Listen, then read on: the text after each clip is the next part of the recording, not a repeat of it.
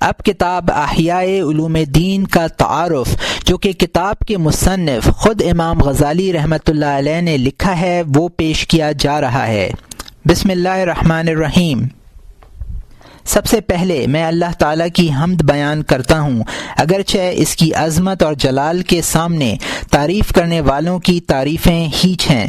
پھر میں حضرت محمد مصطفیٰ صلی اللہ علیہ وآلہ وسلم اور تمام انبیاء کرام علیہم السلام پر درود و سلام بھیجتا ہوں، اور دینی علوم کو زندہ کرنے کے لیے ایک کتاب لکھنے کے اپنے ارادے میں اللہ تعالیٰ سے بہتری کی درخواست کرتا ہوں، اور ساتھ ہی اے ملامت میں مبالغہ کرنے والے ملامت گر اور اے غافل منکرین کے گروہ، میں زیادہ سرزنش اور انکار کرنے والے میں تیری حیرت بھی دور کرنا چاہتا ہوں، اس لیے کہ اب اللہ تعالیٰ نے میری زبان سے خاموشی کی گرہ کھول دی ہے، اب مجھے وہ بات کہنے کی توفیق عطا فرمائی ہے جس پر تو قائم ہے، یعنی تو صریح حق سے اعراض کرتا ہے، باطل کی مدد اور جہل کی تعریف و تحسین کرتا ہے، اور اس شخص پر آوازیں کستا ہے جو اس توقع سے دنیا والوں کے رسم و رواج سے ہٹ کر عمل کی طرف راغب ہو رہا ہے کہ تزکیہ نفس اور اصلاح قلب حاصل ہو، جسے اللہ تعالیٰ نے عبادت قرار دیا ہے، اور تمام عمر ضائع جانے کی تلافی سے مایوس ہو کر اپنے بعض گناہوں کی تلافی کرے، اور ان لوگوں کے گروہ سے منحرف ہو جن کے بارے میں صاحب شریعت حضرت محمد مصطفیٰ صلی اللہ علیہ وآلہ وسلم نے ارشاد فرمایا: اشد الناس عذابا یوم القیامت عالم لم ينفه اللہ مسبحنہ بعلمہ، اور یہ طبرانی اور بیہقی کی حدیث ہے۔ ترجمہ: قیامت کے روز سب لوگوں سے زیادہ عذاب اس عالم کو ہوگا جس کو اللہ پاک نے اس کے علم سے نفع نہ پہنچایا ہوگا، اور مجھے یقین ہے کہ اس انکار پر تیرے اصرار کی واحد وجہ وہ مرض ہے جو اکثر لوگوں میں پھیل گیا ہے، یعنی انہیں آخرت کی اہمیت کا احساس نہیں ہے، اور وہ یہ جانتے ہیں کہ معاملہ خوفناک ہے، دنیا پشت پھیر رہی ہے اور آخرت سامنے ہے، موت قریب ہے اور طویل سفر ہے، زاد راہ کم ہے، راستہ پرخطر اور دشوار گزار ہے، آخرت کے راستے پر چلنا بغیر رہنما کے مشکل ہے، اس راستے کے رہنما علماء ہیں جنہیں انبیاء کرام کا وارث کہا جاتا ہے، دنیا ایسے لوگوں سے خالی ہو چکی ہے، محض رسمی علماء رہ گئے ہیں، ان میں سے بھی اکثر پر شیطان غالب ہے، نفس کی سرکشی نے انہیں گمراہ کر رکھا ہے، ان میں سے ہر ایک اپنے نقد فائدے کی تلاش میں مصروف نظر آتا ہے، یہی وجہ ہے کہ ایسے علماء اچھی بات کو بری اور بری کو اچھی سمجھتے ہیں، صحیح علم دین باقی نہ رہا، ہدایت کے سوتے خشک ہو گئے۔ ان علماء نے لوگوں کے ذہنوں میں یہ بات ڈال دی کہ اب علم یا تو حکومت کا وہ قانون اور فتویٰ ہے جس کی مدد سے حکام جھگڑے چکاتے ہیں، یا وہ مناظرانہ بحثیں ہیں جو محض اپنی بڑائی اور عظمت کے اظہار کے لیے اور مخالفین پر غالب رہنے کے لیے کی جاتی ہیں، یا وہ چکنی چپڑی باتیں ہیں جن کے ذریعے واعظین عوام کو بہلاتے اور پھسلاتے رہتے ہیں، اس لیے کہ یہی تین علوم ایسے ہیں جن سے دنیا کمائی جا سکتی ہے۔ جہاں تک اس طریقے آخرت کے علم کا تعلق ہے جس پر پچھلے لوگ چلا کرتے تھے، وہ علم اب ختم ہو چکا ہے، حالانکہ اس علم کو اللہ تعالی نے قرآن پاک میں فقہ، حکمت، علم، روشنی اور ہدایت جیسے الفاظ سے تعبیر فرمایا ہے۔ کیونکہ یہ صورتحال دین میں رخنہ عظیم سے کم نہیں ہے، اس لیے میں نے اس کتاب کی ضرورت محسوس کی تاکہ اس کتاب کے ذریعے علوم دینی علوم زندگی پائیں، اور وہ راہ روشن ہو جس پر ہمارے بزرگ چلے تھے، اور انبیاء علیہم السلام اور اکابر سلف رحمہم اللہ تعالی کے علوم سامنے آئیں۔ یہ کتاب 4 جلدوں پر مشتمل ہے، پہلی جلد میں عبادات پر، دوسری جلد میں معاملات اور آداب پر، تیسری جلد میں مہلکات، وہ امور جو انسان کو تباہ کرتے ہیں اس پر، اور چوتھی جلد میں منجیات، یعنی وہ امور جن سے انسان کو نجات حاصل ہوتی ہے، ان پر گفتگو کی گئی ہے۔ سب سے پہلے علم کے ابواب ہیں۔ علم سے متعلق مباحث اس لیے مقدم کیے گئے ہیں تاکہ وہ علم واضح ہو جائے جسے اللہ تعالیٰ نے رسول مقبول صلی اللہ علیہ وسلم کی زبانی عبادت قرار دیا ہے۔ چنانچہ ارشاد نبوی ہے، طلب العلم فریدۃ علی کل مسلم، یہ ابن ماجہ، احمد اور بیہقی کی حدیث ہے۔ ترجمہ: علم کا طلب کرنا ہر مسلمان پر فرض ہے اور علم نافع علم مضر سے علیحدہ ہو جائے۔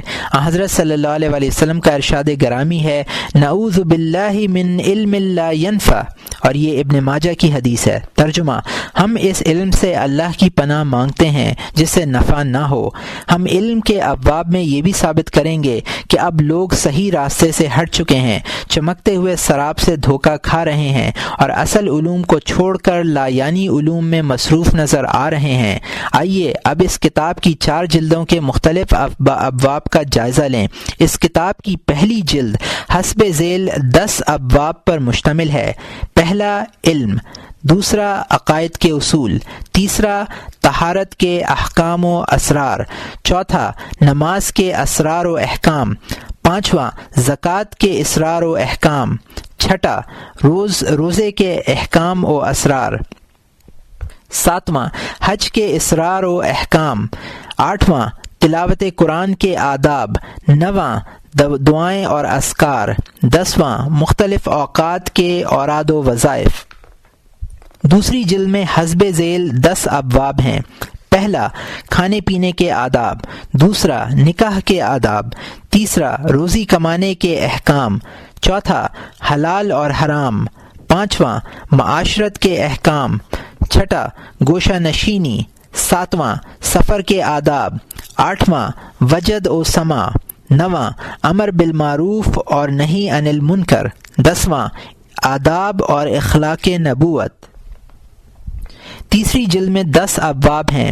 پہلا عجائب قلب کا بیان، دوسرا ریاضت نفس، تیسرا شہوت شکم اور شہوت فرج کی آفتیں، چوتھا زبان کی آفتیں، پانچواں غصے کینے اور حسد کی آفتیں، چھٹا دنیا کی مذمت، ساتواں مال اور بخل کی مذمت، آٹھواں حب جاہ اور ریا کی مذمت، نواں تکبر اور خود پسندی کی مذمت، 10واں دھوکہ کھانے کی مذمت۔ چوتھی جلد میں بھی حسب ذیل 10 ابواب پر مشتمل ہے۔ پہلا توبہ، دوسرا صبر اور شکر، تیسرا خوف اور رجا، چوتھا فقر اور ترک دنیا، پانچواں وحدانیت باری تعالی اور توکل، چھٹا محبت، شوق، انس اور رضا، ساتواں نیت، صدق اور اخلاص، آٹھواں مراقبہ نفس اور محاسبہ ذات، نواں فکر اور 10واں تذکیر موت۔ عبادات کے ابواب میں ہم عبادات سے متعلق وہ اسرار و رموز اور حکمتیں بیان کریں گے جن کی عمل کے دوران ضرورت پیش آتی ہے، بلکہ حق بات تو یہ ہے کہ جو شخص ان اسرار و رموز سے واقف نہ ہو اسے آخرت کے علماء میں شمار نہیں کیا جا سکتا۔ یہ وہ مباحث ہوں گے جو فقہ کی کتابوں میں نہیں ملتے۔ معاملات سے متعلق ابواب میں ہم ان معاملات کے اسرار و رموز کا ذکر کریں گے جو مخلوق خدا میں جاری و ساری ہیں۔ یہ وہ باتیں ہوں گی جن کی ہر دیندار شخص کو ضرورت پیش آتی ہے۔ مہلکات سے متعلق ابواب میں ہم ان تمام بری عادتوں کا تذکرہ کریں گے جنہیں دور کرنے اور جن سے نفس کو پاک کرنے کا حکم قرآن پاک میں آیا ہے۔ ہم ان تمام عادتوں کی حقیقت بیان کریں گے اور وہ اسباب ذکر کریں گے جن سے یہ عادتیں پیدا ہوتی ہیں۔ بری عادتوں پر مرتب ہونے والی آفات، ان عادتوں کی علامات اور علاج کے وہ طریقے لکھیں گے جن سے یہ عادتیں دور ہو سکیں گی۔ اپنے ہر دعوے کے لیے قرآن پاک، حدیث شریف اور آثار صحابہ رضوان اللہ تعالی علیہم اجمعین سے استدلال کریں گے۔ منجیات یعنی نجات دینے والی چیزوں سے متعلق ابواب میں ہم وہ تمام اچھی اور پسندیدہ عادتیں ذکر کریں گے جو مقربین اور صدیقین کی عادتیں ہیں اور جنہیں اختیار کر کے بندہ اپنے رب سے قریب ہو سکتا ہے۔ ہم ان میں سے ہر عادت کی حقیقت واضح کریں گے، اس کی حدود بیان کریں گے اور ان اسباب کا ذکر کریں گے جن سے وہ عادات پیدا ہوتی ہیں۔ ہر عادت کے نتائج، اس کی علامات اور فضائل بیان کریں گے، ہر بحث کے لیے شرعی اور عقلی دلائل پیش کریں گے۔ مذکورہ بالا سطور سے ہم نے جن موضوعات کا ذکر کیا ہے ان میں سے بعض موضوعات پر لوگوں نے کتابیں لکھی ہیں، لیکن ہماری یہ کتاب احیاء العلوم ان حضرات کی تصانیف سے مندرجہ ذیل 5 امور میں مختلف ہے۔ پہلا، جو حقائق انہوں نے مبہم یا مجمل بیان کیے ہیں ہم نے انہیں واضح اور مفصل لکھ دیا ہے۔ دوسرا، جن مباحث کو انہوں نے متفرق جگہوں پر لکھا تھا انہیں ہم نے ایک جگہ مرتب کر دیا ہے۔ تیسرا، جن مباحث میں بلا وجہ طوالت اختیار کی گئی تھی انہیں ہم نے مختصر عبارت میں بیان کیا ہے۔ چوتھا، جو مباحث ان کی کتابوں میں مقرر ہیں ہم نے انہیں صرف ایک جگہ ذکر کیا ہے۔ پانچواں، بعض مباحث میں ایسے امور کی تحقیق کی گئی ہے جن کا سمجھنا مشکل تھا، اس لیے پچھلی کتابوں میں ان امور کو ہاتھ نہ لگایا گیا۔ ہر چند کے سب ایک ہی راہ کے مسافر تھے، لیکن یہ کوئی حیرت انگیز بات نہیں کہ ان میں سے ہر ایک وہ باتیں جان لے جن سے دوسرے ناواقف رہ جائیں یا واقف ہو جائیں، مگر کتابوں میں لکھنا بھول جائیں یا کتابوں میں لکھنا بھی نہ بھولیں بلکہ کسی عذر کے باعث نہ لکھ سکیں۔ بہرحال یہ اس کتاب کی خصوصیات کا مختصر تعارف ہے۔ جہاں تک کتاب کو 4 جلدوں میں تقسیم کرنے کا سوال ہے، اس سلسلے میں عرض یہ ہے کہ 2 وجوہ سے ایسا کیا گیا ہے۔ پہلا اور حقیقی سبب یہ ہے کہ تحقیق اور تفہیم کے باب میں یہ ترتیب فطری ہے، کیونکہ جس علم سے آخرت کی طرف رہنمائی ہو وہ 2 قسموں پر مشتمل ہے۔ پہلا علم معاملہ اور دوسرا علم مکاشفہ۔ علم معاملہ سے مراد وہ علم ہے جس کے ذریعے معلوم کی وضاحت طلب کی جائے، اور علم مکاشفہ سے وہ علم مراد ہے جس میں معلوم کی وضاحت کے ساتھ ساتھ عمل بھی مطلوب ہو۔ اس کتاب میں صرف علم معاملہ مقصود ہے، علم مکاشفہ نہیں، کیونکہ علم مکاشفہ کو کتابوں میں لکھنے کی اجازت نہیں ہے، مانا کہ طالبان حق اور صدیقین کی منزل علم مکاشفہ ہی ہے، مگر انبیاء علیہم السلام نے بندگان خدا کے ساتھ صرف علم معاملہ ہی میں گفتگو کی ہے اور اسی کی طرف رہنمائی کی ہے۔